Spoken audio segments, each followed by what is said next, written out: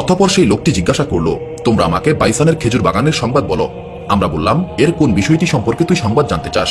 সে বলল, বাইসানের খেজুর বাগানে ফল আসে কিনা এই সম্পর্কে আমি তোমাদেরকে জিজ্ঞাসা করছি। আমরা তাকে বললাম, হ্যাঁ, এখনো ফল আসে। সে বলল, সেদিন খুব নিকটে যেদিন এগুলোতে কোনো ফল ধরবে না। তারপর সে বলল, তিরবিয়াহ সমুদ্রের ব্যাপারে আমাকে অবগত করো। আমরা বললাম, এর কোন বিষয় সম্পর্কে তুই আমাদের থেকে জানতে চাস? সে বলল, ওখানে কি এখনো পানি আছে? আমরা বললাম, হ্যাঁ, সেখানে বহু পানি আছে। অতঃপর সে বলল, সেদিন খুব বেশি দূরে নয়, যখন এই সাগরে পানি থাকবে না।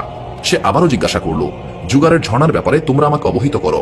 আমরা আবারও জিজ্ঞাসা করলাম, তুই এর সম্পর্কে আমাদের নিকট কি জানতে চাস? সে বলল, এই ঝর্ণাতে কি এখনো পানি আছে? আর ওই জনপদের লোকেরা তাদের খেতে কি এই ঝর্ণার পানি দেয়?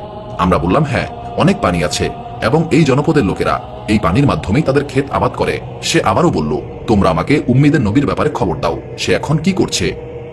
আমরা বললাম, তিনি মক্কা থেকে মদিনায় হিজরত করে চলে এসেছেন। সে জিজ্ঞাসা করল, আরবের লোকেরা কি তার সঙ্গে যুদ্ধ করেছে? আমরা বললাম, হ্যাঁ, করেছে। সে আবারও জিজ্ঞাসা করল, উম্মিদের নবী তাদের সঙ্গে কিরূপ আচরণ করেছে?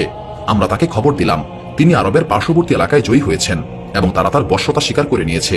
সে জিজ্ঞাসা করল, এটা কি হয়েই গেছে? আমরা বললাম, হ্যাঁ।